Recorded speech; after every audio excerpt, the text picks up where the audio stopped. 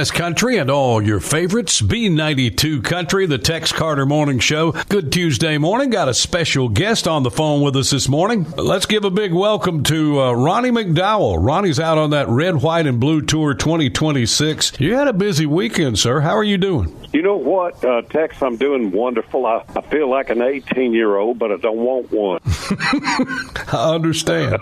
I resemble that remark, sir.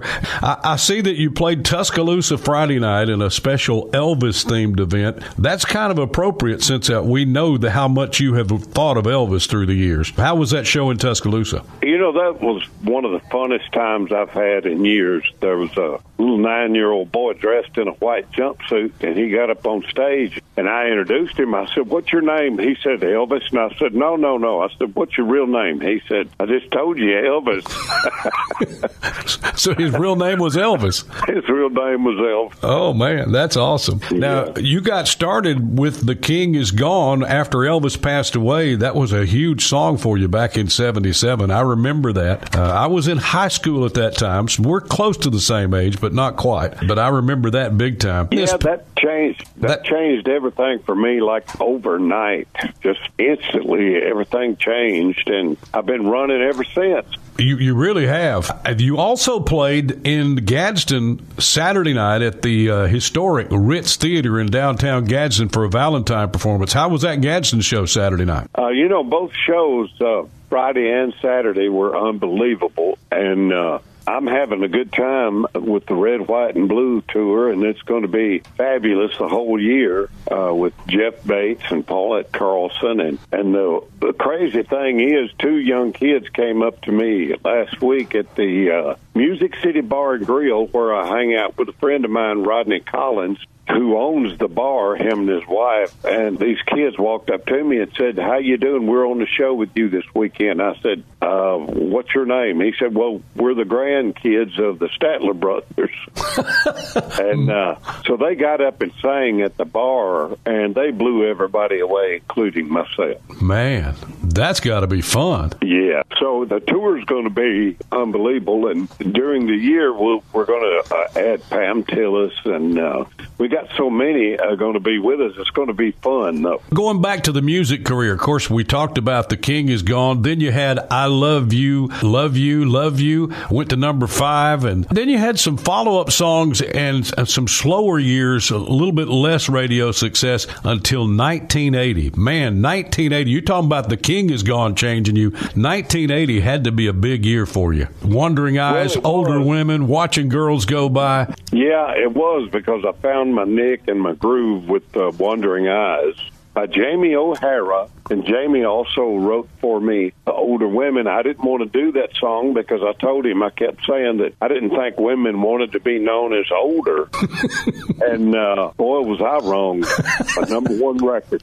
Oh, it was a monster. And how did that, because I'm in radio. I've been in radio for, this is, I think, my 46th year. So I love radio, and I love how I see it affect people. How did those 3 gigantic songs back to back change your career? Well, it changed everything because, and Jamie O'Hara, I thank God for Jamie, because Buddy Killen, my producer, and I, we kept trying to find a groove. And when he came along with that Wandering Eyes, when he wrote that, it had a different sound to it. You know, and you know what, Tex, I think about things like this. I think that things are just meant to be. Like when I went down to Graceland the next day after Elvis passed away, because I'd never laid eyes on Elvis, and I decided, I said, well, hey, I'm going to see Elvis one way or the other. I stood in line from 8:30 to 5 o'clock that afternoon. You would have had to have been there. It was crazy. I've never been around so many people in my life, and I got 10 feet from the gate, and they shut it, and people started rioting. I didn't get in, and I feel like fate picked me out of those hundreds of thousands of people and sent me back to Nashville to do The King Is Gone the next day. Man, that's a great story. Back to the songs. I was a music director at a country station. It was my first job as a music director when Wandering Eyes, Older Women, and Watching Girls Go By came out. And I remember taking phone call after phone call after phone call of all the people who wanted us to play your songs. It was just a great time in country radio and a great time for you. Yes, it was. And I followed up Older Women with Watching Girls Go By, and it was a rainy night, and just seems like the other night in my hometown of Portland, Tennessee, as I sat in the cornfield with Roy Acuff, population 3,476, salute.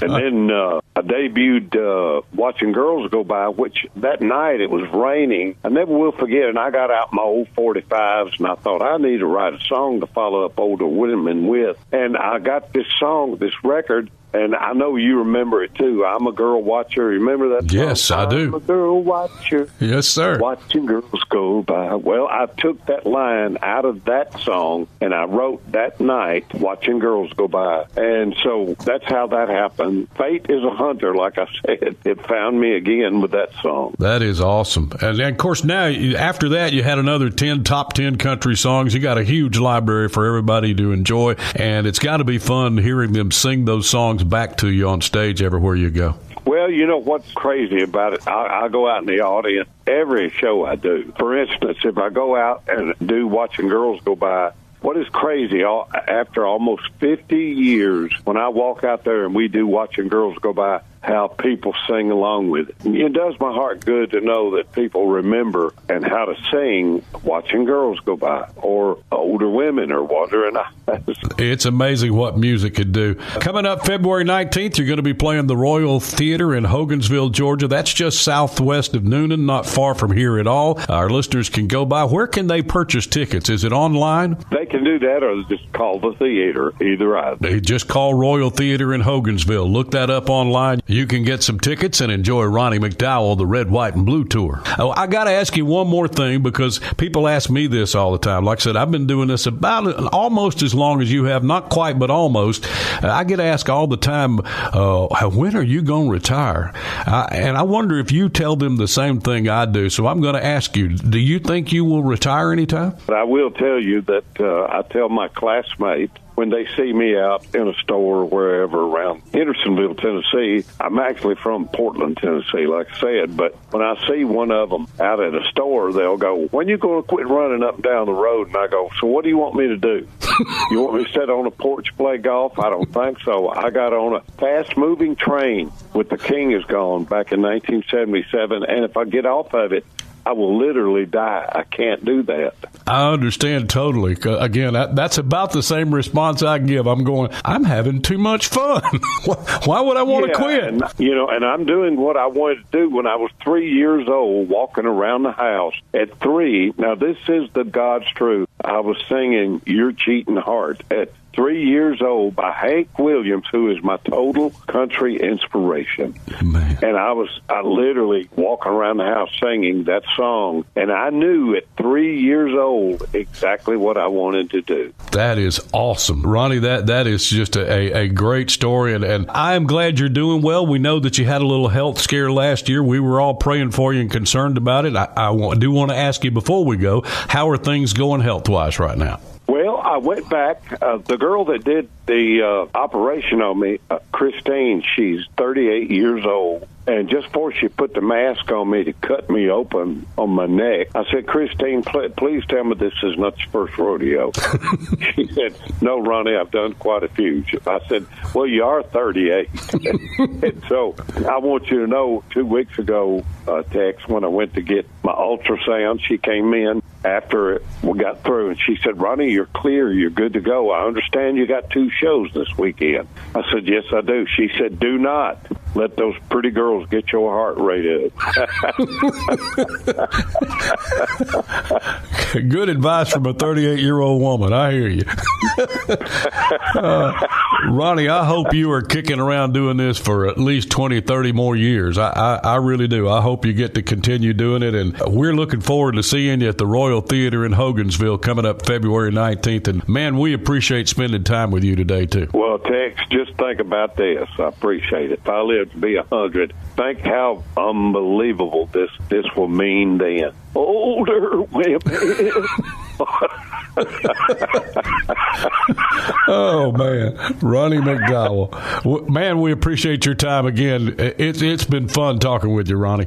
Hey, you too, Tex. Take care of yourself. Have a great day, sir. And that is Ronnie McDowell. You can have a lot of fun with him coming up February 19th at the Royal Theater in Hogansville, Georgia. Great to have him on with us this morning.